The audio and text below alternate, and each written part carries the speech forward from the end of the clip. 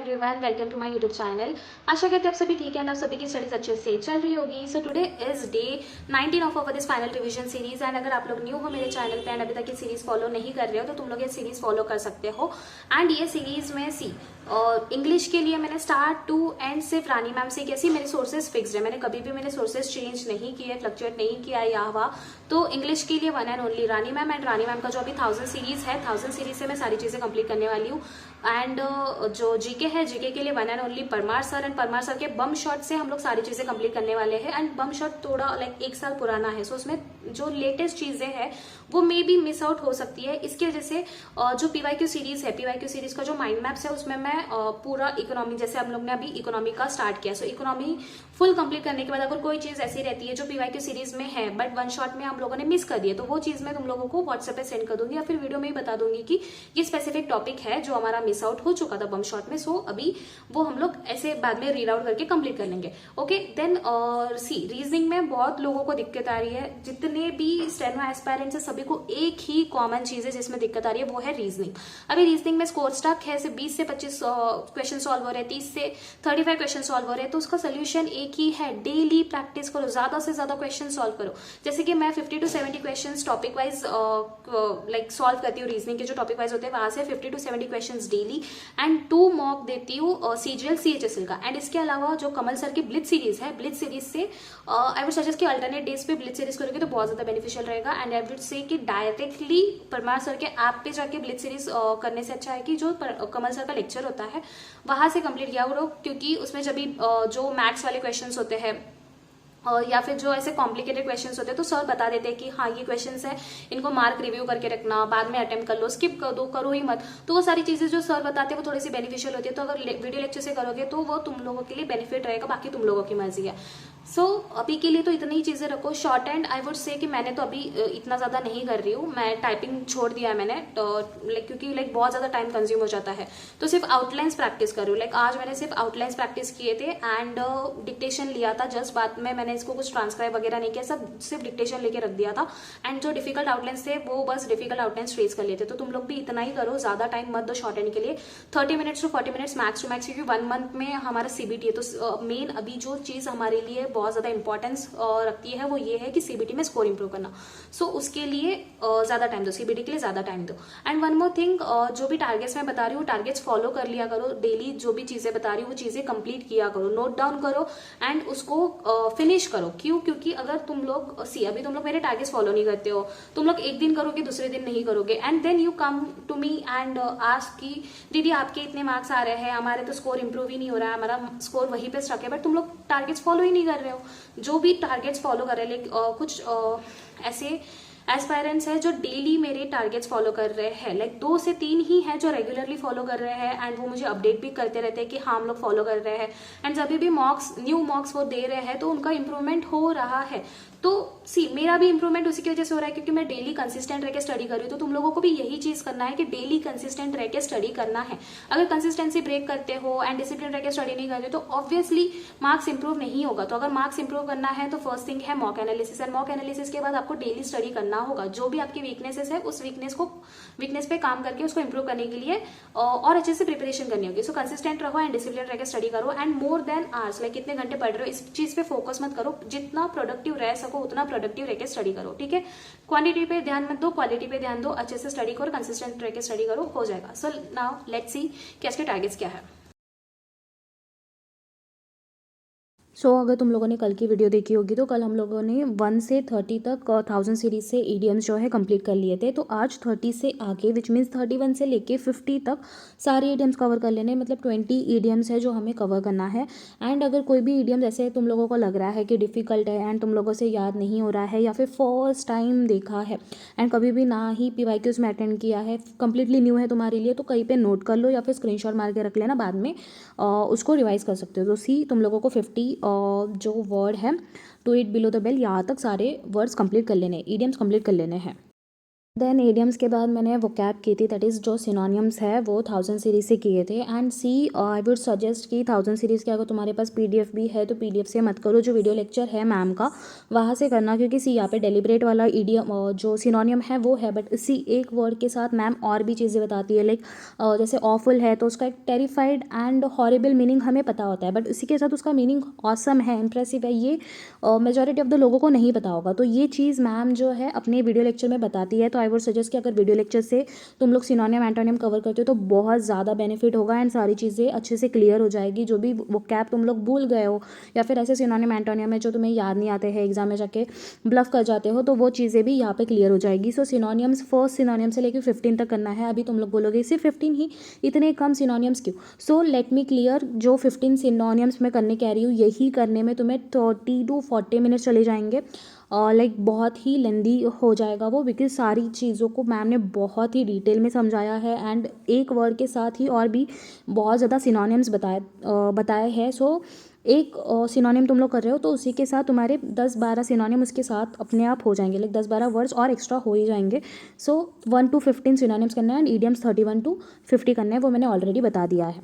और देन मुझे idioms and synonyms करने में लगभग 50 मिनट्स का टाइम लग गया था, और इसीलिए मैंने कहा कि सिनोनिम्स में सिर्फ 50 सिनोनिम्स ही करना। एंड इसके बाद मैंने फिक्स प्रीपोजिशन किए थे। फिक्स प्रीपोजिशन में तुम लोगों को अकॉर्डिंग वाले जितने भी है एंड इसके बाद ओबे वाले, like according to, according with and जो ओबे वाले ओबी से रिलेटेड फिक्स प्रीपोजिशन है, ये दोनों वर्ड से रिलेटेड जो प्रीपोजिशन है ये याद कर लेना है।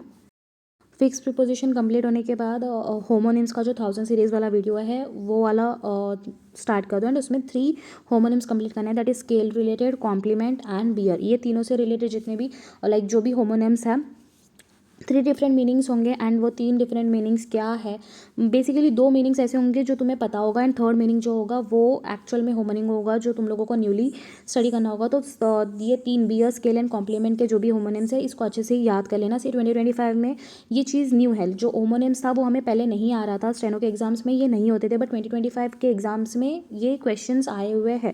सो अगर इंग्लिश में अच्छा स्कोर चाहिए तो होमोनिम्स अच्छे से कर लेना। और सो मैंने यहाँ पे वोकैब एंड होमोनिम्स का टारगेट लिख दिया है, तुम लोग इसको डायरेक्टली स्क्रीनशॉट मार सकते हो। एंड कंप्लीट वोकैब करने में मुझे 1 घंटा लग गया था, like idiom, synonyms, fix preposition and homonyms, से सारी चीज़ें करने में मुझे 1 घंटे का टाइम चला गया था।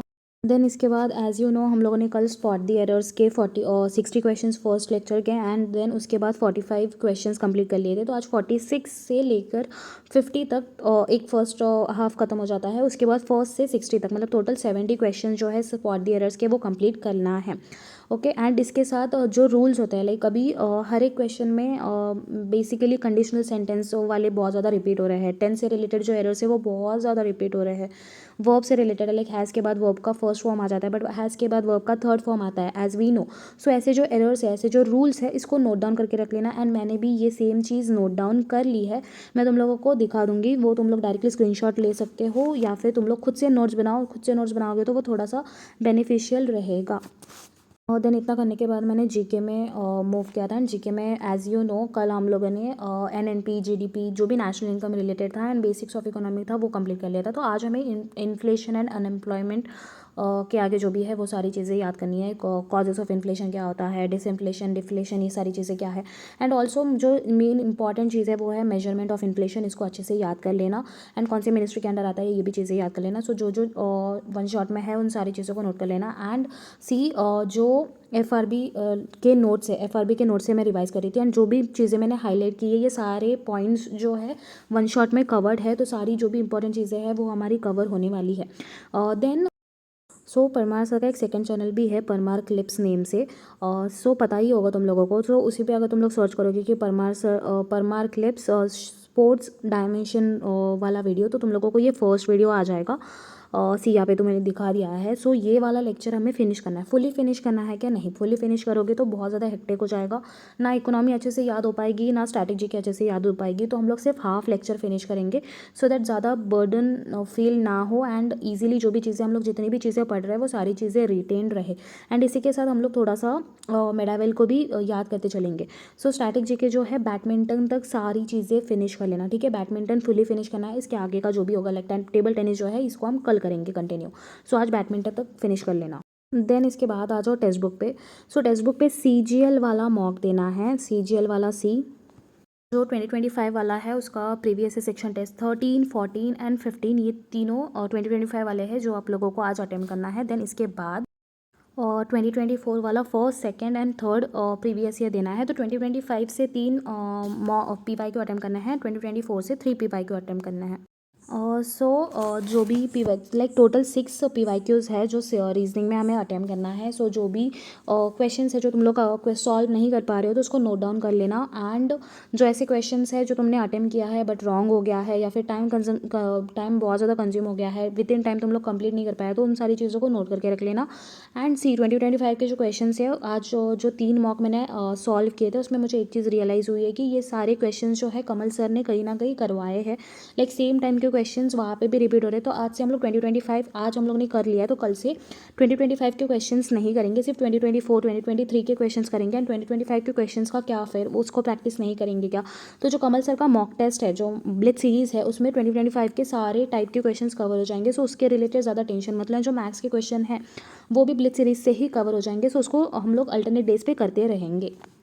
देन तुम लोग यहाँ पे मेरा स्कोर देख सकते हो, ऑलमोस्ट लाइक 40 से ऊपर ही मैंने अटेम्प्ट किया, लाइक 41, 42, 45 एंड 2024 में भी सेम है 45, 45, 42 ऐसे ही समथिंग है, 40 के ऊपर ही है, 42 45 के बीच में मेरा स्कोर रहा है। सो इसके बाद मैंने सेंटेंस अरेंजमेंट के क्वेश्चन सॉल्व किए थे। जो रानी मैम का 1000 सीरीज़ है वहीं से मैं सारी चीज़ों को कंप्लीट कर रही हूँ। तो रानी मैम के 1000 सीरीज़ में हम लोग ने कल 1 to 5 PQRS सॉल्व किया था। तो आज 6 से लेकर लाइक 6 के बाद फिर से 1 से काउंटिंग स्टार्ट हो जाएगी। तो 6 से लेके 6 वाला कंप्लीट करना है। देन 1 से 7 तक जितने भी PQRS है वो सॉल्व करने हैं। तो टोटल 8 PQRS है जो आज के डे में हमें कंप्लीट करना है। देन PQRS सॉल्व करने के बाद जो 1000 सीरीज़ वाला पैसेज वाला लेक्चर है मैंने वो स्टार्ट किया था। एंड इसमें डायरेक्टली मैम ने क्वेश्चन सॉल्व करना स्टार्ट नहीं करवाया है। मैम ने पहले जो टाइप्स ऑफ पैसेजेस होता है, टोन्स ऑफ पैसेज होता है, ये चीज़ को कंप्लीट किया है। तो 20 to 30 मिनट्स का लेक्चर जो है ये types of passage and tones of passage से ही related. And I would say directly question पे जंप करने से अच्छा है कि पहले ये types of passage and tones of passage and जो भी चीज़ें मैम स्टार्टिंग में बता रही है वो चीज़ें थोड़ी सी सुन लो एंड समझ लो, सो दैट बाद में हम जब पैसेज करेंगे तो हमें डिफिकल्टी नहीं होंगे, सारे क्वेश्चंस जो भी है वो इजीली सॉल्व होते जाएंगे।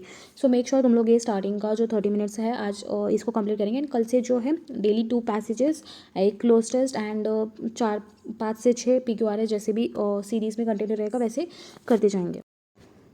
देन GK में मैंने तभी सिर्फ इन्फ्लेशन ही कंप्लीट किया था। सो उस टाइम पे मुझे बहुत ज़्यादा लाइक हेक्टिक हो गया था, लाइक बहुत ज़्यादा GK करने बैठती तो नींद आ जाती है, सोने का मन करता है, इसलिए मैंने वहाँ पे पॉज कर लिया था। एंड इन्फ्लेशन तक लेक्चर कंप्लीट करने के बाद मैंने मनी एंड बैंकिंग स्टार्ट किया है। ओके, तो सिर्फ इन्फ्लेशन तक नहीं करना है, इन्फ्लेशन के आगे मनी एंड बैंकिंग का फुल भी कंप्लीट नहीं करना है, हमें जो टूल्स है वहाँ तक फिनिश कर लेना है। टूल्स बहुत ही इंपॉर्टेंट है एंड इसमें कन्फ्यूजन हो सकता है एंड थोड़ा सा लाइक चीज़ें मिक्सअप हो सकती है, इसीलिए टूल्स हम कल करेंगे। तो आज जो स्टैट्यूटरी रिजर्वेशन CRR है वहाँ तक चीज़ों को कंप्लीट कर लेना।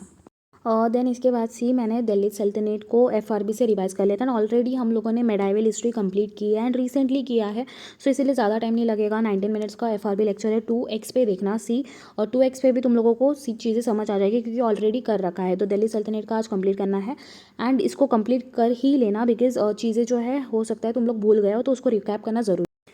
एंड देन इस मेडाइवल करने के बाद मैंने थोड़ा सा लाइक टाइम दिया था, हाफ एन आवर का टाइम दिया था शॉर्ट एंड करने के लिए। शॉर्ट एंड का मैंने जस्ट रीड आउट किया था। रीड करने के बाद जो डिफिकल्ट आउटलाइंस होते हैं वो डिफिकल्ट आउटलाइंस पेन डाउन किए थे। उसके बाद मैंने एक ही बार सिर्फ 80 वर्ड पर मिनट पर डिक्टेशन ली थी एंड मैंने उसको ट्रांसक्राइब नहीं किया है। उसको बाद में राइट करने के बाद रीड भी नहीं किया क्योंकि इतना ज़्यादा टाइम नहीं है मेरे पास। तो सिर्फ 30 मिनट्स मैंने इन्वेस्ट किया था शॉर्ट एंड के लिए। एंड आई वुड सजेस्ट कि तुम लोग भी 25 to 30 मिनट शॉर्ट एंड को दिया करो। अगर पूरा ही शॉर्ट एंड को भूल जाओगे एंड बिल्कुल भी शॉर्ट एंड की प्रैक्टिस नहीं करोगे तो बाद में वो तुम लोगों को अफेक्ट कर सकता है एंड चीज़ें प्रॉब्लमेटिक हो सकती है, स्पीड नहीं बढ़ेगी एंड जो आउटलाइन है वो भूलते जाओगे। सो डेली थोड़ा थोड़ा प्रैक्टिस करते रहो। सो आई होप सो तुम लोगों को सारे टारगेट्स क्लियर होंगे एंड सारी चीज़ें अच्छे से समझ आई होगी। वन मोर थिंग, जो भी PDFs है लाइक PYQ की लेक्चर्स की PDF एंड माइंड मैप्स है, ये मेरे पास अभी करंटली अवेलेबल नहीं है क्योंकि टेलीग्राम बैन हो चुका है एंड मैं सारे PDFs वहीं से तुम लोगों को प्रोवाइड करती थी।